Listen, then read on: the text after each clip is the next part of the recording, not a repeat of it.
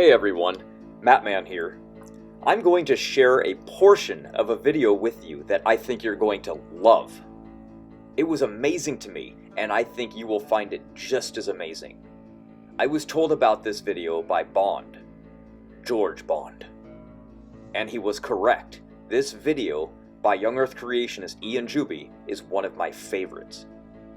So I took this portion or segment out of his longer video, which had many other topics in it, and I just extracted this clip. So I hope you guys enjoy, and don't forget to follow Ian on his channel called Wazaloo. The link is in the description box below. In 1977, a Japanese fishing trawler was drag netting off the coast of New Zealand near Christchurch. With their nets some 300 meters deep, they snagged the 10-meter-long carcass of a strange creature weighing in at about 2 tons. The creature sure looked like a plesiosaur. The carcass reeked a horrid smell of rotting flesh, was dripping liquid fat onto the deck. They didn't have the foggiest clue what this creature was, and here they were, thousands of miles from home. They didn't want it spoiling their catch, their livelihood, so the section chief, Michihiko Yano, took photographs, a few samples of some strange fibers from one of the flippers, noted multiple observations, and drew some sketches. They then threw the carcass back into the ocean.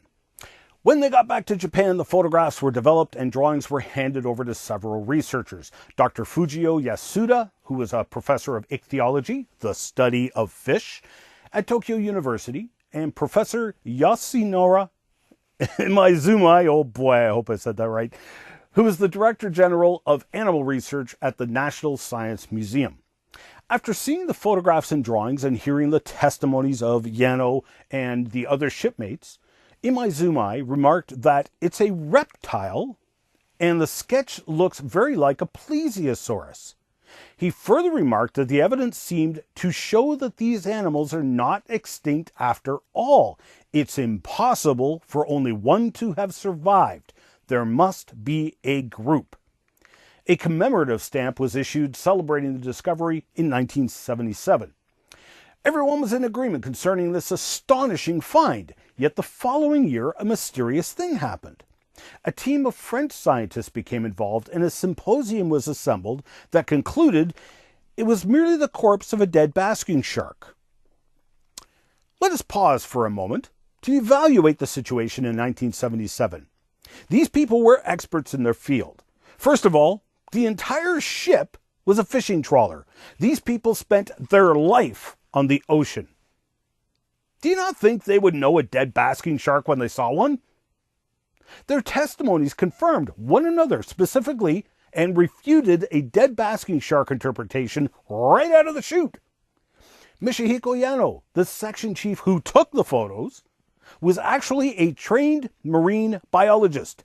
In fact, his education outranked many of the people on the 1978 symposium, and they acknowledged this fact. Do you not think Yano would have known a dead basking shark when he saw one? Professor Imaizumi was the Director General of Animal Research at the National Science Museum.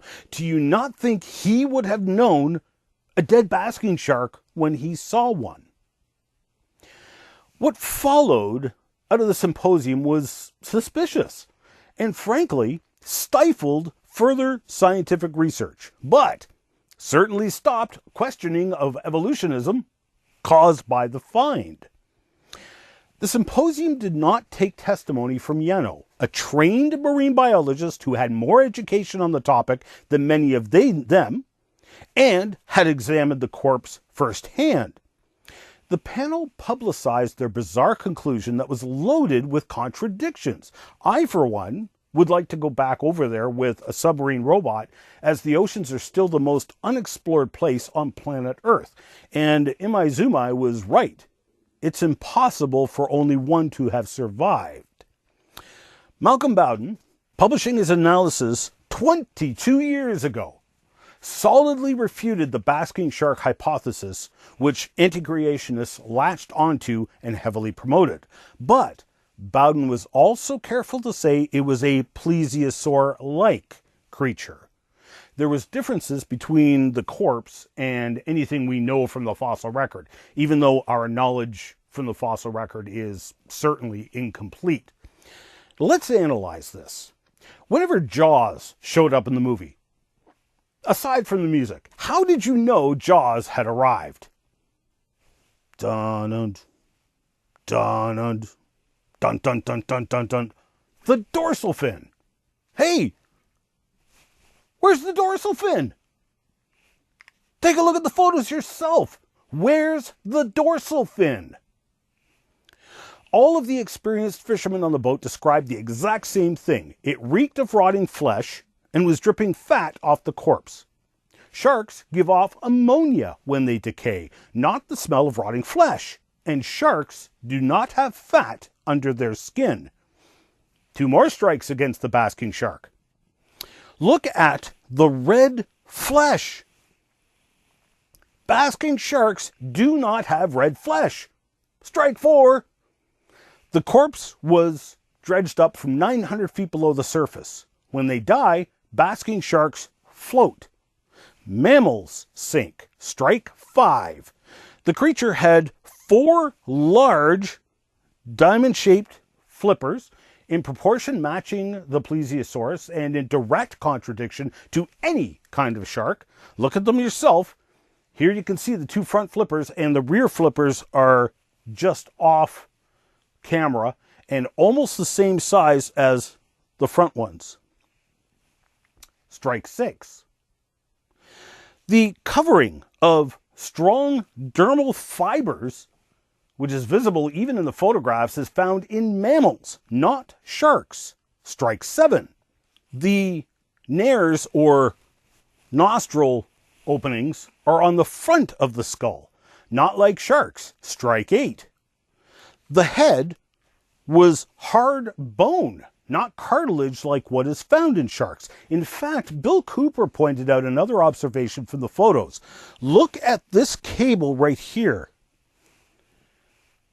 It's under strain and being pushed by the bony skeleton of the creature. The cartilaginous skeleton of a shark would flex and give way to the cable and not put it under tension. Strike 9. The fibers that were collected by Yano were analyzed, and in some ways the amino acids matched those found deep in the fin of a shark, whereas in other ways the amino acids were very different.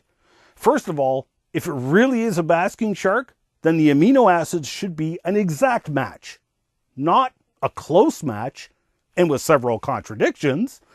Secondly, you'd have to have a living plesiosaur with which to compare. Thirdly, amino acid similarity is pretty meaningless. Rattlesnake heart amino acids, called cytochrome C, are nearly identical to the cytochrome C found in humans. So you can find matching amino acids in reptiles and humans. Any one of those strikes demonstrates that that is no basking shark. And here we have 10 strikes against. No, this was a plesiosaur-like creature that was still recently living. And you can read Malcolm Bowden's excellent analysis in his book, or you can read it online.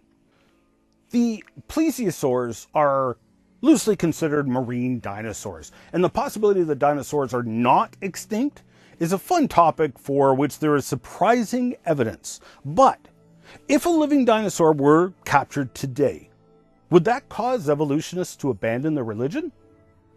Of course not. Just look what happened with the coelacanth. Its shocking discovery was likened to finding a triceratops grazing on the grass in your backyard. A living dinosaur would simply be met with comments of, "Isn't it amazing that they've survived all these hundreds of millions of years?" I say that because that's exactly what they said in response to finding living coelacanths. But finding a living dinosaur might cause some to then accept the currently unacceptable evidence of originally preserved biomatter in dinosaur remains and dinosaur and human footprints found together. But Ian, wait. If you're suggesting dinosaurs are still alive, does that mean Noah would have brought some on the ark to survive the flood? How is that even possible?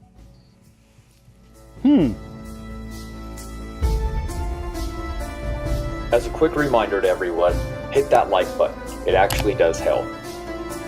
Team Standing for Truth is out.